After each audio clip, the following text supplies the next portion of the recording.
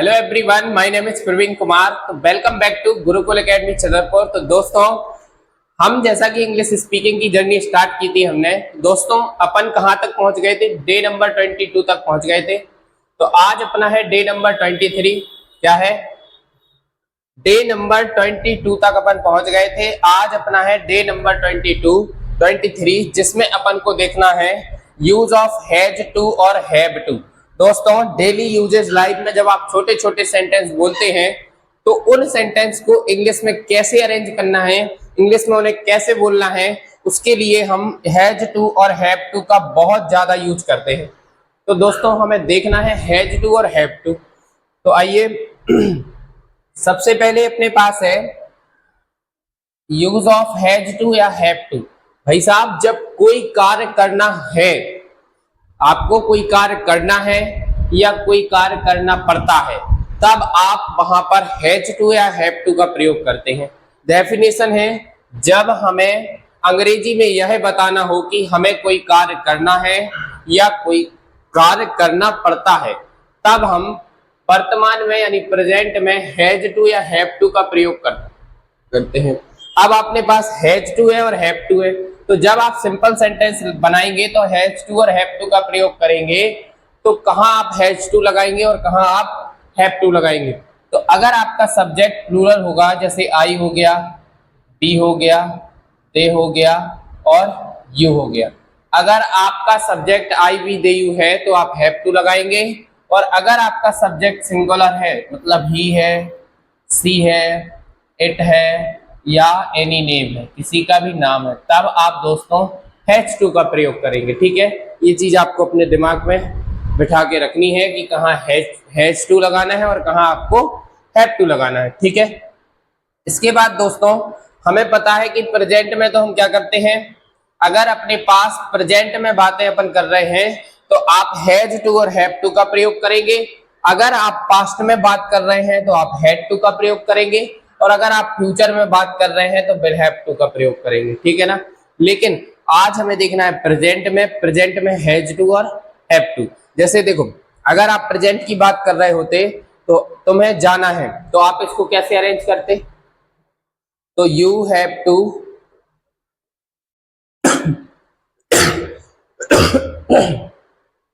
कैसे करेंगे? You have to go. तुम्हें जाना था, पास्ट, तो आप लिखेंगे यू हैड टू गो। अगर आपको लिखना होता तो तुम्हें जाना होगा यानी फ्यूचर, तो आप लिखेंगे you will have to go, है ना।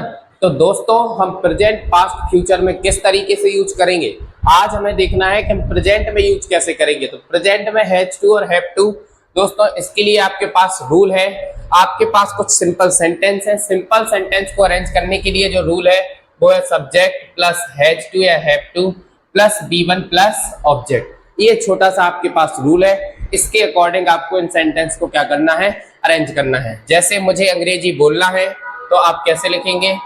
सबसे पहले सब्जेक्ट तो आई के साथ दोस्तों क्या लगाओगे, हैव टू या हैज टू? तो आप लगाएंगे हैव टू। तो आई हैव टू स्पीक, बोलना, स्पीक इंग्लिश। तो आई अपना सब्जेक्ट हो गया, आई सब्जेक्ट के बाद हैज टू या हैव टू, तो हैव टू लगाया। B1 वर्ब की फर्स्ट फॉर्म स्पीक यानी होता है बोलना, जो कि एक वर्ब है, और इंग्लिश क्या है, अपना ऑब्जेक्ट है। तो इस तरीके से दोस्तों आप सेंटेंस को अरेंज करेंगे। I have to speak English, मैं इंग्लिश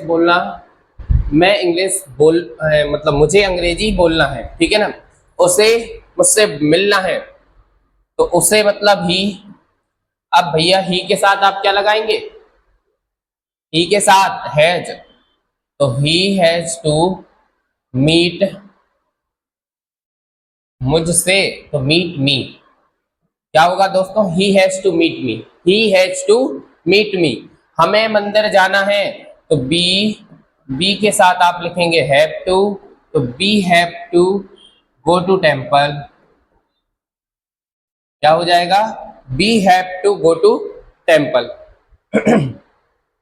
इसके बाद है मुझे पैसा कमाना है। बढ़िया है, कमाइए भैया, जरूरी है जिंदगी में पैसा कमाना।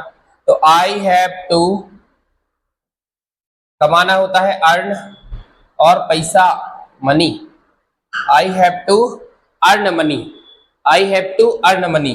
तुम्हें खाना पकाना पड़ता है, तो दोस्तों क्या लिखेंगे आप, तुम्हें के लिए यू के साथ आप लिखेंगे हैव टू, तो you have to cook food, you have to cook food. तो दोस्तों इस तरीके से आप सिंपल सेंटेंस को अरेंज करेंगे, है ना। इसके बाद दोस्तों हमें देखना है नेगेटिव सेंटेंस। तो नेगेटिव सेंटेंस में आपको क्या करना होता है, अब इधर थोड़ा सा ध्यान दीजिए। नेगेटिव सेंटेंस में आपको सब्जेक्ट के बाद आपको हेल्पिंग वर्ब का यूज करना पड़ता है, जो कि हेल्पिंग वर्ब हमारे पास क्या होती है, डू डज होती है।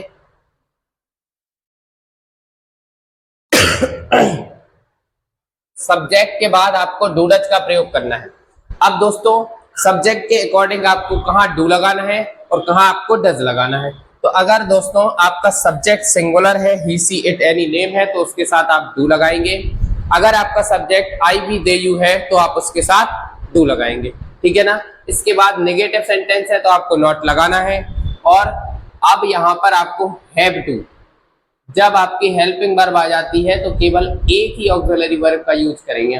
तो आपको क्या करना है, हैव टू का यूज करना है। बाकी ये B1 है, ऑब्जेक्ट है, ठीक है ना। मुझे तुमसे बात नहीं करना है, आप बोलते कि नहीं बोलते, मुझे तुमसे बात नहीं करना, जाओ, बोलते कि नहीं। तो आपको इसको इंग्लिश में बोलना है, आई के साथ डू, तो I do not have to, I do not have to talk to you, talk to you, मुझे तुमसे बात नहीं करनी है, I do not have to talk to you, जाओ, हमें तुमसे बात नहीं करनी है, बोलते ना। तो इसको आप इंग्लिश में बोलिए, अपनी इंग्लिश स्पीकिंग को इम्प्रूव कीजिए, है ना। केवल देखते मत रहिए, आप बोलिए, अपने जो सेंटेंस बनाइए इनको नोट कीजिए। हमें पढ़ाई नहीं करना है, मन प्रसन्न हो जाता है ये लाइन सुन के। दोस्तों पढ़ना पड़ेगा, अगर अंग्रेजी सीखना है तो आपको पढ़ना पड़ेगा, है ना। तो क्या लिखा है, we do not have to study, तो we do not have to study, हमें पढ़ाई नहीं करना है। मुन्नी को खाना नहीं खाना है, मुन्नी नाराज हो गई है भैया, तो आप लिखेंगे मुन्नी के साथ Munni does not have to eat food, Munni को पहले मनाइए, मुन्नी क्या है, नाराज हो गई है ना। तो मुन्नी को पहले मनाइए फिर खाना खिलाइए। Munni does not have to eat food. इसके बाद है उसे घर का काम नहीं करना पड़ता है। ये तो मजे ही मजे हो गए, है ना। तो आप क्या लिखेंगे, he does not have to घर का काम, घर के काम को क्या बोलते हैं, डोमेस्टिक वर्क, है ना, घरेलू काम। तो आप क्या लिखेंगे, he does not have to domestic work. क्या लिखेंगे दोस्तों, डोमेस्टिक वर्क यानी होता है घरेलू काम, ठीक है ना। डोमेस्टिक वर्क, बर्ड नहीं वर्क, क्या लिखेंगे, डोमेस्टिक वर्क, ठीक है ना। इसके बाद दोस्तों हमें नेक्स्ट सेंटेंस देखना है। बात है दोस्तों इंटेरोगेटिव सेंटेंस। तो इंटेरोगेटिव सेंटेंस में आपको क्या करना होता है, इंटेरोगेटिव सेंटेंस में आपको, आपके पास जो रूल है वो क्या है, डू डज आपको सबसे आगे रखना है, हेल्पिंग वर्ब सबसे आगे रखनी है, फिर आपको सब्जेक्ट लगाना है, फिर आपको हैव टू लिखना है, फिर B1, फिर ऑब्जेक्ट, फिर आपको क्वेश्चन मार्क। तो ये आपके पास छोटा सा रूल है। बाकी इसके जो सेंटेंस है वो है, क्या उसे रात का खाना बनाना पड़ता है। तो आप इसको कैसे अरेंज करेंगे, सबसे पहले आप हेल्पिंग वर्ब रखेंगे। तो हेल्पिंग वर्ब उसे, मतलब उसे यानी ही के साथ आप क्या लगाएंगे, डज। तो डज, फिर डज ही के बाद फिर have to, does he have to cook dinner. रात के खाना को दोस्तों क्या बोलते हैं, तो डिनर बोलते हैं, है ना। तो क्या हो जाएगा, does he have to cook dinner. इसके बाद है, क्या तुम्हें खाना खाना है, क्या तुम्हें खाना खाना है। तो आप इसको कैसे बनाएंगे, तो आप इसको बनाएंगे, सबसे पहले लिखेंगे आप डू, फिर you, do you have to, do you have to क्या करना है, खाना खाना, यानी ईट फूड। तो आप क्या लिखेंगे, do you have to eat food, do you have to eat food, है ना। इसके बाद है क्या तुम्हारे भाई को खाना बनाना पड़ता है, तो आप इसको लिखेंगे does your brother, does your brother क्या है, have to, have to, have to के बाद आप लिखेंगे वर्ब, वर्ब यानी कुक, और ऑब्जेक्ट आपका फूड। तो आपको लिखना है does your brother have to cook food. तो दोस्तों इस तरीके से आप इंटेरोगेटिव सेंटेंस को अरेंज कर सकते हैं। इसके बाद है अपना interrogative plus negative sentence. Interrogative plus negative sentence में आपके पास रूल वही रहेगा, केवल आपको नॉट लिखना है। जो आपके पास सेंटेंस है, क्या तुम्हें उसकी मदद नहीं करनी है, तो आप लिखेंगे सबसे पहले डू डज। तो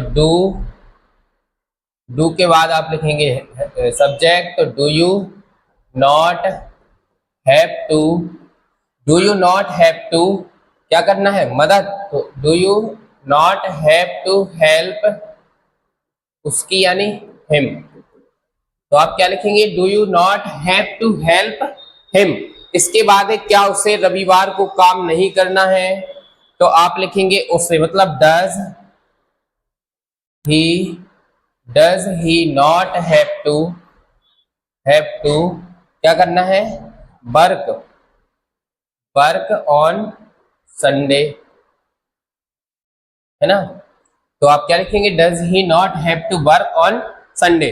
नेक्स्ट है क्या तुम्हें नया फोन नहीं खरीदना है, तो आप लिखेंगे डू यू नॉट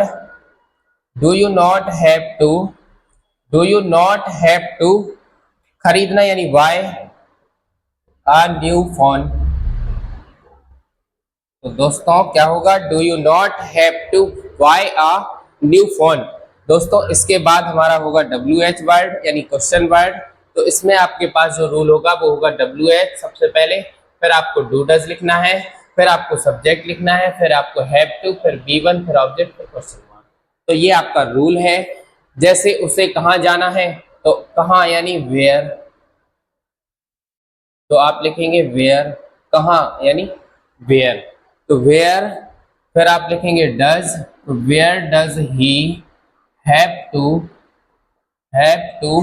गो, तो where does he have to go. Next है तुम्हें इस कमरे में क्यों सोना है, बताइए इस कमरे में क्यों सोना है, दूसरे कमरे में सो जाओ, जाकर छत पर सो जाओ। तो आप ऐसे सेंटेंस बोलते हैं नहीं बोलते हैं, तो आपको इसको अंग्रेजी में ट्रांसलेट करना है।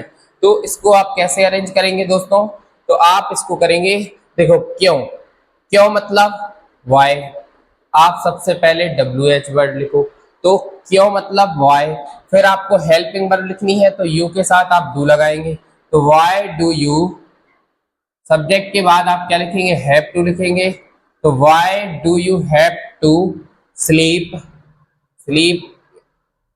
इन दिस रूम,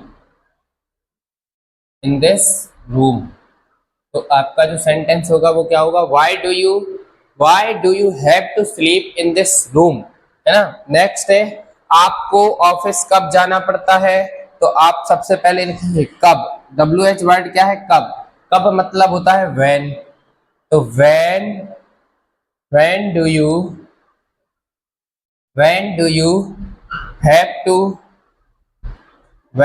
हैव टू आना पड़ता है यानी कम टू ऑफिस, क्या हो जाएगा दोस्तों, कम टू ऑफिस। तो इस तरीके से ये हमारा WH सेंटेंस था। तो दोस्तों हमने यूज ऑफ हैज टू और हैव टू के सभी सेंटेंस को बनाया है, सभी सेंटेंस को हमने अरेंज किया है।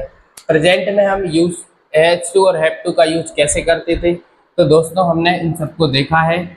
तो बाकी आज के लिए इतना ही। अगर दोस्तों वीडियो पसंद आ रही है तो वीडियो को लाइक करें, दोस्तों के पास अपने शेयर करें, ताकि वो भी कुछ सीख सके, उनका भी भला हो सके, क्योंकि कर भला तो हो भला। इसलिए वीडियो को शेयर कीजिए और हाँ, चैनल को सब्सक्राइब जरूर कर लीजिए। बाकी मिलते हैं नेक्स्ट इंटरेस्टिंग टॉपिक के साथ। आज के लिए इतना ही, बढ़िया, तब तक पढ़ते रहिए, स्वस्थ रहिए, मस्त रहिए, बिंदास मुस्कुराते रहिए। Thank you.